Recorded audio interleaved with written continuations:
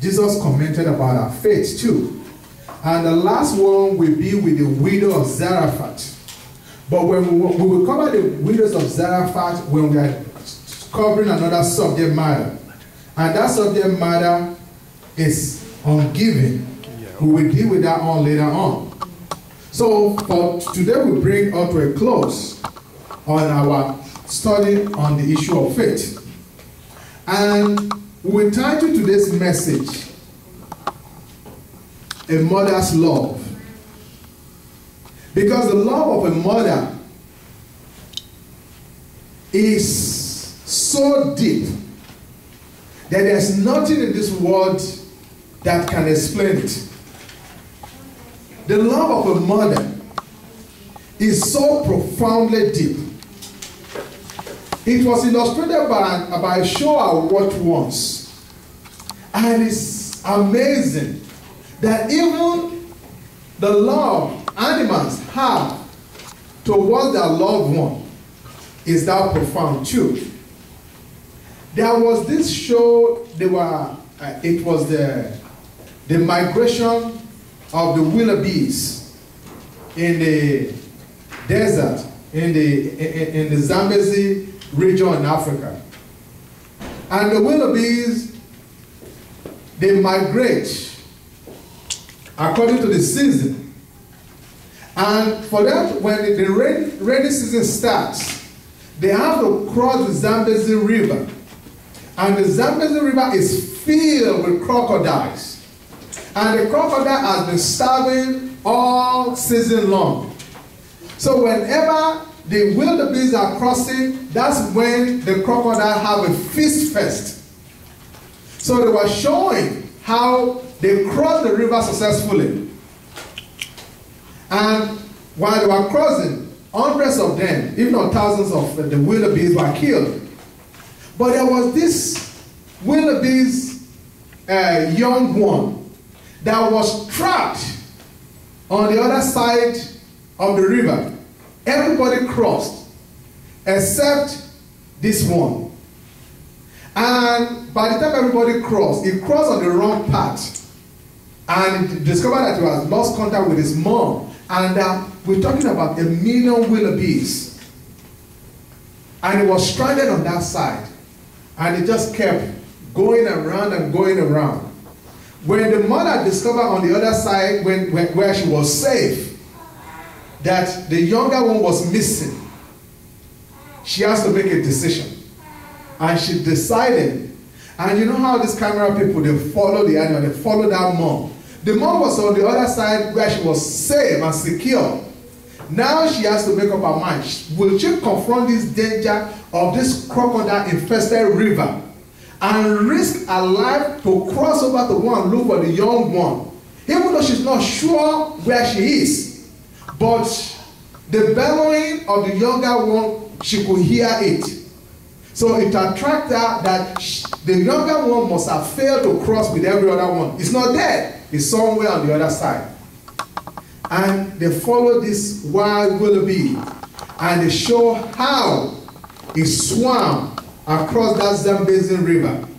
And they said the crocodile were not expecting anybody to swim across because they've already had their feast and they didn't expect anybody darting across. But that's how that animal went across to go and look for the young one, the one that was stranded, and bring her to the other side.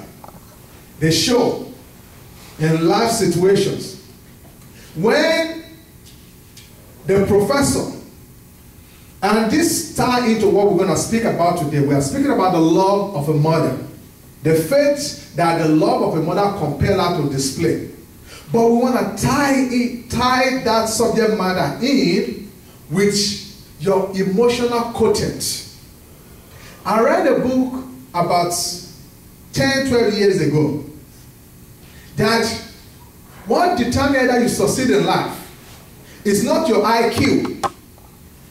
It is your EQ, your emotional content. How do you handle the ups and downs of life?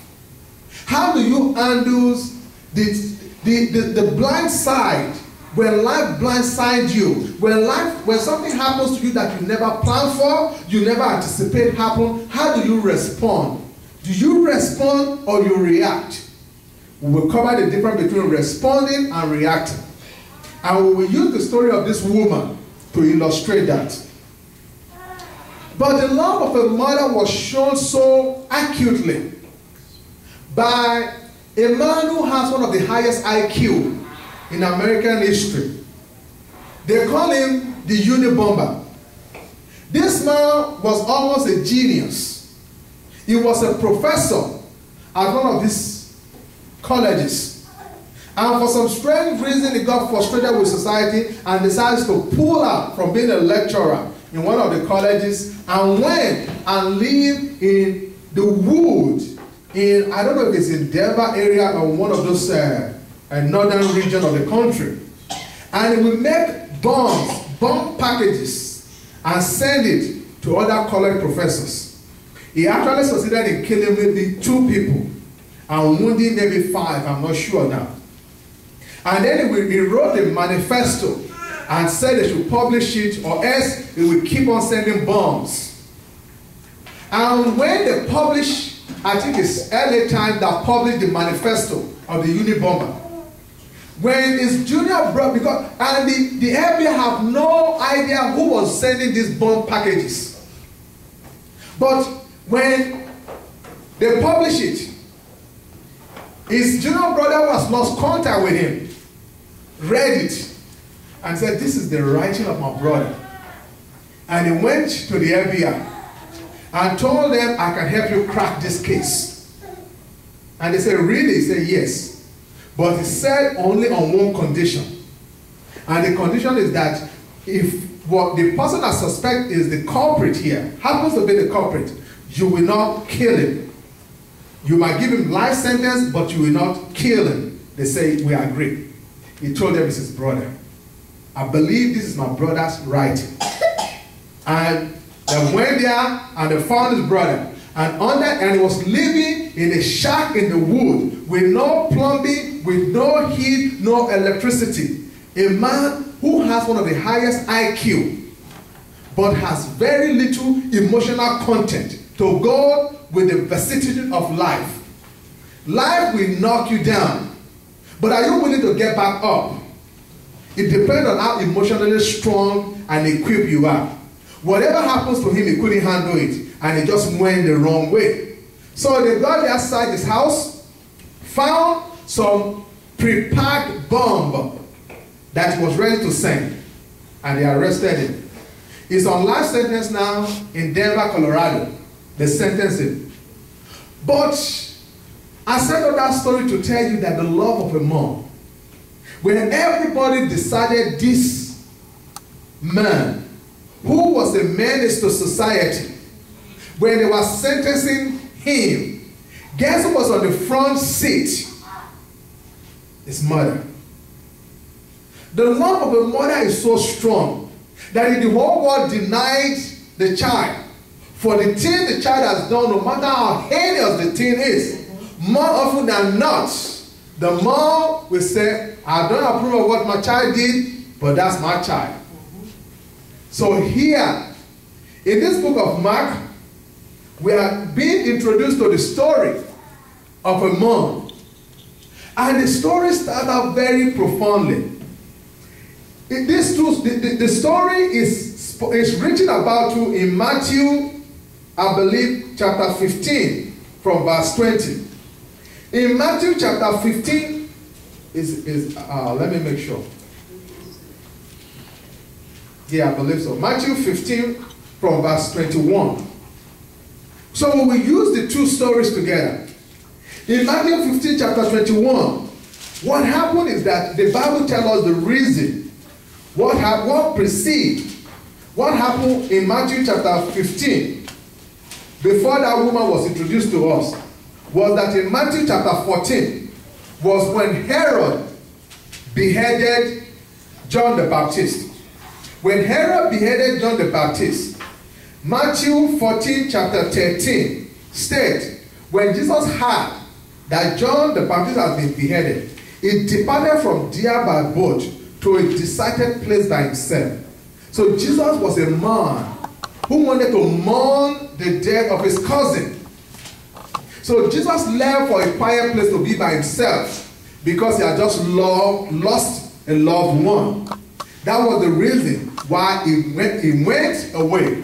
If you read the whole of Matthew 14, you will realize that when Jesus went away to be by himself, people heard that Jesus was at a certain place, and the multitude came towards him. And the Bible let us know he was moved by compassion. Even though he wanted to isolate himself to mourn, they didn't even give him that room to mourn. He has to minister to them and meet their need. The Bible will let you know that was where he prayed for them and people were healed. And they didn't even go away. They stayed with him. They stayed with him that for 3 days that he kept on teaching them, and that's where he fed the 5,000, just counting the men only, without counting the women. Then the Bible said further, if you read the whole chapter, even all the way to chapter 15, after he has fed them, he has healed them, he has touched them, he sent them away. And now he asked his disciple to go over to the other side. So the disciple who got in the boat, he himself now went to continue his solitude, to come to terms with the loss of John the Baptist. And the Bible said his disciples were sailing, and they were in the middle of the sea, and the sea rose and was contrary against them. Jesus come walking at the 4th hour of the night on the water, on the sea. They saw him, they were afraid. They thought it was a ghost. And Jesus said, it is